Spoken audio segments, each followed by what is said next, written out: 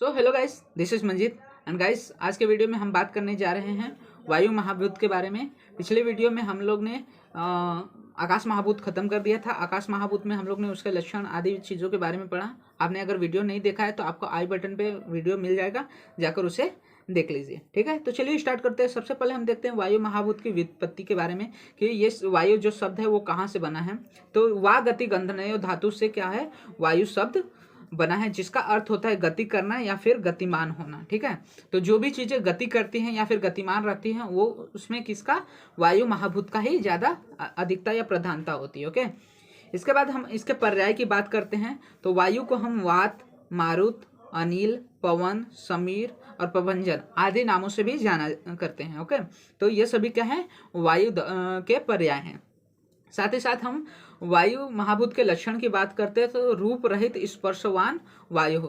तो ऐसा द्रव्य जिसमें रूप नहीं है लेकिन स्पर्श है, तो ऐसे द्रव्य को हम वायु कहते हैं। जो रूप रहित हो परंतु स्पर्शवान हो, रूप रहित हो लेकिन स्पर्शवान हो, उसे हम वायु कहते हैं। ठीक है, तो ये हो गया आपके वायु का लक्षण।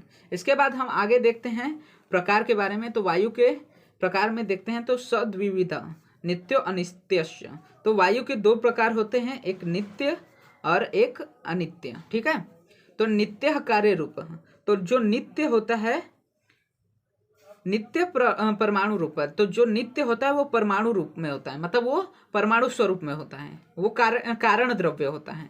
और जो अनित्य होता है, मतलब जो हमेशा बना नहीं रहता, वो कार्य रूप में होता है। उसके बाद पुनः त्रिविध, तो जो कार्य है, कार्य रूप या फिर अनित्य वायु है, वो वापस तीन तरह से बांटा गया है। शरीर, इंद्रिय, विषय भेदात। तो शरीर संज्ञक, इंद्रिय संज्ञक और विषय संज्ञक। ओके, इसके बाद जो शरीर संज्ञक होता है, शरीरम वायु लोके, तो शरीर जो होता है वो वायु लोक में रहता है। इंद्रिय जो होता है स्पर्श ग्राहकम होता है, वो त्वक सर्व शरीरवर्ती रहता है। तो इंद्रिय जो होता है, जो इंद्रिय संज्ञक है, वो क्या होता है, त्वगेंद्रिय होता है, जो कि स्पर्श का ग्रहण करता है। वो सर्व शरीर पे त्वक मतलब त्वचा के फॉर्म में रहता है। फिर तीसरा है विषय, विषय संज्ञक में वापस वृक्ष आदि कंपनम है। तो दो प्रकार देखने को मिलते हैं, एक शरीर के अंदर और एक शरीर के बाहर। तो शरीर के अंदर जो होते हैं उसमें 5 प्रकार होते हैं, प्राण, उदान, समान, व्यान, अपान वायु। और लोकगत होते हैं तो जो वृक्षादि के कंपन आदि का कारण होते हैं, जो भी हवाई के बाहर चलती हैं, उसे भी क्या होते हैं, लोकगत वायु होते हैं। और जो शरीर के अंदर होने वाली वायु रहते हैं उन्हें हम शरीरगत वायु कहते हैं। अब इसके बाद हम उत्पत्ति की बात करें तो वायु की उत्पत्ति अलग अलग आचार्यों ने अलग अलग प्रकार से मानी है। तो सबसे पहले तैत्तिरीय उपनिषद ने आकाश से वायु की उत्पत्ति मानी है। न्याय और वैशेषिक दर्शन ने वायु परमाणु से वायु की उत्पत्ति मानी है। सांख्य दर्शन और योग दर्शन ने स्पर्श तन्मात्रा से मानी है। और आयुर्वेद ने भी सांख्य दर्शन के समान ही स्पर्श तन्मात्रा से वायु की उत्पत्ति को माने हैं। तो अगर आपको ने पिछले वीडियोस नहीं देखे हैं उत्पत्ति के, तो उनके आप वो वीडियोस भी देख लीजिए, क्योंकि उसमें ये उत्पत्ति का जो चीज़ें हैं वो मैंने अच्छे से एक्सप्लेन किया पिछले वीडियोस में। तो आपका उसका भी लिंक आपको आई बटन पे मिल जाएगा, वो जाकर एक बार देख लीजिए। इसके बाद अलग अलग आचार्यों द्वारा जो वायु के गुण बताए गए हैं उसके बारे में बात करेंगे। तो भाव प्रकाश ने वायु का विशेष गुण रुक्ष माना है।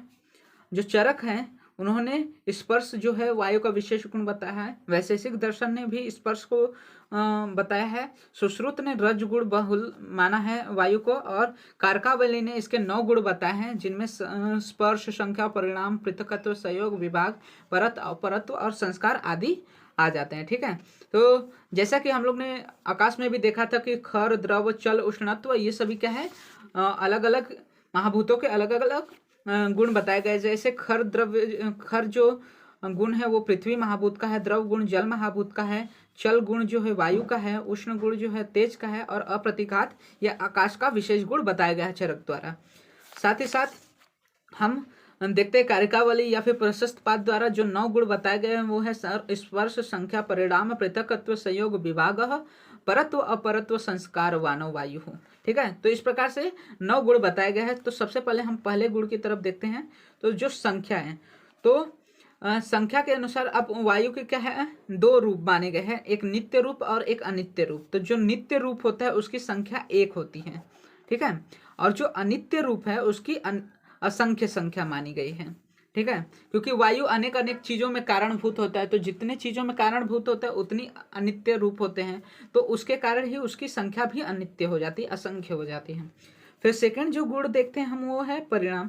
परिमाण में क्या देखते हैं कि जो नित्य महाभूत है या फिर नित्य जो रूप है उसकी अनुपरिणाम परिमाण होती है, और अनित्य जो है उसकी महत् परिमाण होती है। अब पृथकत्व, तो जो वायु महाभूत है वो भी अन्य 8 कारण द्रव्य से भिन्न है, अलग है। साथ ही साथ संयोग विभाग, तो वायु का क्या होता है, गति के होने के कारण वायु में उसका एक जगह से संयोग होता है और दूसरे जगह से विभाग होता है। साथ ही साथ परत अपरत, तो जो पास का वायु या फिर शुद्ध वायु है उसको पर वायु कहते हैं, और दूर का वायु जो होता है, जो पास का वायु है और दूषित वायु है, ठीक है, उसको हम अपर वायु कहते हैं, और जो दूर का वायु है और शुद्ध वायु है उसको हम पर वायु कहते हैं। और इसके बाद जो नवा गुण देखते हैं वो संस्कार है। तो वेग नामक जो वायु है उसमें वेग नाम का संस्कार पाया जाता है। इसके बाद चरक ने सूत्र स्थान में वायु के कुछ गुण बताए हैं, लघु, शीत, रुक्ष, खर, विशद, सूक्ष्म, स्पर्श। तो वायु में स्पर्श गुण जो होता है उसकी बहुलता होती है। साथ ही साथ ये लघु गुण से शरीर में लघुता लाता है, शीत गुण से शीतता लाता है, रुक्ष गुण से शरीर में रोक्षता आदि कार्य करता है। इसके बाद हम वायु महाभूत का महत्व देखते हैं कि वायु महाभूत के बारे में हमें क्यों पढ़ना चाहिए, आयुर्वेद में इसका इंपॉर्टेंस क्या है। तो जो वायात्मक द्रव्य होते हैं, जो वाव्यात्मक द्रव्य मतलब जो वायु से बने द्रव्य होते हैं, उनके सेवन से क्या होता है, शरीर में रुक्षता आती है, क्योंकि वायु में शोषण गुण होता है। तो वो क्या करता है, जो भी क्लेदे अंश या फिर जलीय अंश होता है उसको उसका शोषण कर लेता है, जिसके कारण शरीर में रुक्षता आती है, शरीर में ग्लानि होती है, गतिशीलता, क्योंकि वायु का मेन गुण ही चल है, तो जिसके कारण क्या है, गति आती है शरीर में, विषादता आती है और शरीर में लघुता उत्पन्न होती है, सूक्ष्म गुण होने के कारण, लघु गुण होने के कारण। साथ ही साथ जो अधिक जो हम औषध लेते हैं उसका सेवन काल जो होता है वायु के आधार पर ही निर्धारित होता है। साथ ही साथ शरीर के जो भाव पदार्थ है उसको प्रेरणा या फिर उत्साह या फिर किसी भी तरह का चलत्व, ये सभी क्या है, वायु द्वारा ही होता है। और साथ ही साथ वायु अनेक प्रकार के कार्य करता है, जैसे प्राण वायु शरीर में अनेक कार्य करता है, जैसे अन्न प्रवेश आदि कार्य करता है। फिर उदान वायु गति आदि का कार्य करता है, व्यान वायु हृदय के गति के कार्य करते हैं, साथ ही साथ अपान वायु निष्क्रमण क्रियाएं करते हैं। तो इस प्रकार जो अलग अलग प्रकार के वायु हो वो शरीर में अलग अलग कार्य को संपन्न करती हैं। ठीक है, तो ये था आज हमारा वायु टॉपिक के बारे में। नेक्स्ट वीडियो में हम तेज महाभूत देखेंगे। एंड अगर आपको इस वीडियोस के नोट्स चाहिए तो आपको हमारे टेलीग्राम चैनल पे अवेल हो जाएंगे, और टेलीग्राम चैनल का जो लिंक है वो आपको वीडियो के डिस्क्रिप्शन में अवेल हो जाएगा।